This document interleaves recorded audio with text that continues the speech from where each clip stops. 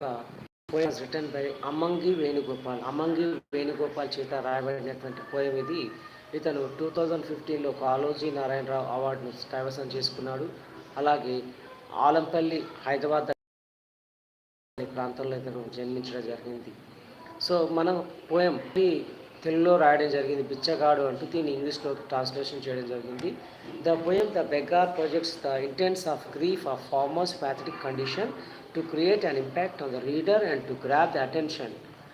So మన కవి అయినటువంటి అమ్మంగి వేణుగోపాల్ బెగ్గార్ అనే పోయం ద్వారా ఈ ఎవరైతే పాఠకులు ఉన్నారో వారందరికీ కూడా వారి యొక్క ఆసక్తిని కనబరుచుకునేందుకు, వారి యొక్క ఆసక్తిని చూరగొనేందుకు ప్రయత్నం చేస్తూ రైతు యొక్క దుస్థితి, దయనీయమైన పరిస్థితి గురించి ఈ యొక్క పోయంలో మన కవి బెగ్గార్ అనే పోయంలో వారి యొక్క ఫార్మర్స్ యొక్క ప్యాథటిక్ కండిషన్ గురించి వివరించడం జరిగింది. Farmers the food providers to all struggles to survive. So farmers అంటే ఎవరు ఈ ఫార్మర్స్? మనం ఇలా ఉన్నాము అంటే, మనం ఇలా బ్రతుకుతూ ఉన్నామంటే దానికి కారణం ఈ ఫార్మర్స్. వారి కష్టం యొక్క ఫలితమే మన యొక్క బ్రతుకులు. They starve at they toil, their feet bleed, their eyes are full of shadows of their sad stories. వారు ఎప్పుడు చూడు కష్టపడుతూనే ఉంటారు, విపరీతంగా శ్రమిస్తూనే ఉంటారు. కాళ్ళని రక్తాలు కారుతూనే ఉంటాయి. ఎక్కడెక్కడ కొయ్యలు కోసుకొని కాళ్ళ మొత్తం కూడా రక్తాలు ఏర్లు కారుతూ ఉంటాయి మొత్తం. అలాగే వారి కళ్ళ కింద ఎప్పటి కూడా నల్లటి చారలు కనిపిస్తూ ఉంటాయి. ఇదంతా కూడా ఏంటి అంటే వారి యొక్క కష్టాన్ని తెలియజేయడం కోసం మన కవి పదాలు ఉపయోగించారు.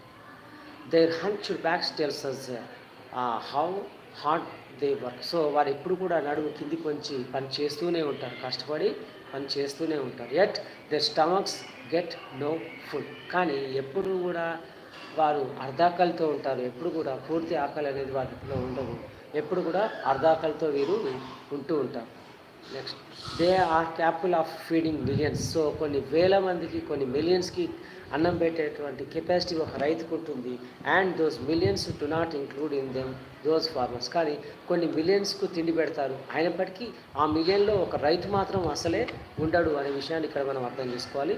To express the farmer's infinite capacity, the poet has used the expression ability to mitigate the sky's hunger.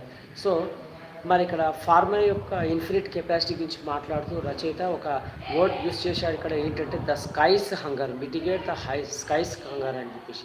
అంటే ఆకాశం యొక్క ఆకలి కూడా తీర్చేవాడు రైతు. ఆకాశానికి ఆకలి అయితే కూడా తీర్చగలట రైతు, కానీ తాను ఎప్పుడు అర్ధకాలతోనే ఉంటాడంటూ చెప్తూ, the poet portrays our farmer's physical appearance, frail, dark shadowed eyes. Don't misunderstand him, he is not at all a beggar.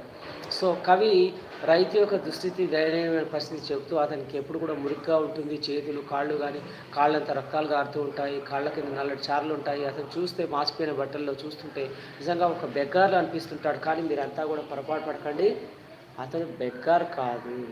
He's our farmer my dear brothers. So O brothers, మీరంతా ఒక విషయం అర్థం చేసుకోండి, అతను ఒక బెగ్గార్ కాదు, he's our farmer who can feed the world, but today he's hungry and empty stomach. So ప్రపంచం యొక్క ఆకలి కూడా తీర్చగలిగేటువంటి రైతు తాను మాత్రం అర్ధాకలితో ఉన్నాడు, ఆకలితో అలమటిస్తూ ఉన్నాడు. How cruel the modern society responsible for this irony. నిజంగా ఇది ఎంత వినాశకం లేదా ఎంతో ఘోరమో చూడండి. మోడర్న్ సొసైటీ ఎంత క్రూరంగా తయారైందో చూడండి. ఒక్కసారి మీరు గమనించండి, ఒక రైతు ఒక వస్తువును పండించిన తర్వాత, ఒక పంటను పండించిన తర్వాత దానికి తాను ధరను నిర్ణయించలేడు, తనకి ఇష్టం వచ్చిన ధరకు ఆ యొక్క పంటను అమ్మలేడు. ఇది రైతు యొక్క దయనీయమైన, ఘోరమైన, నిజమైన పరిస్థితి.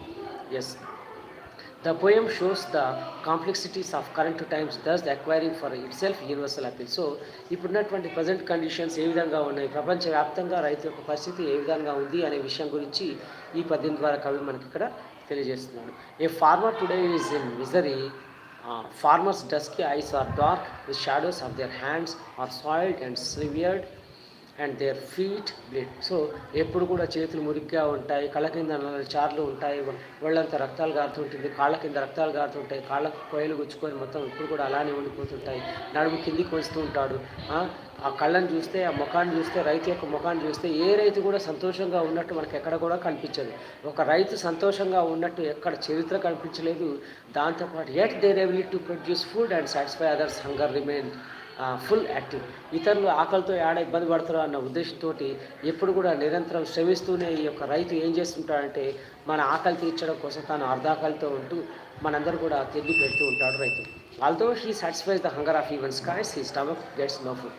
సో ఆకాశానికి సంబంధించిన ఆకలిని తీర్చేవాడే రైతు అయితే తన ఆకలి మాత్రం తాను తీర్చేవాడు. ఎందుకంటే అదే పరిస్థితి, అదే దయనీయమైన పరిస్థితి. ఈ stomach gets no food. So ఎప్పుడు కూడా తను తినడానికి ఏముండదు కానీ అందరికి తిండి పెడుతుంటాడు.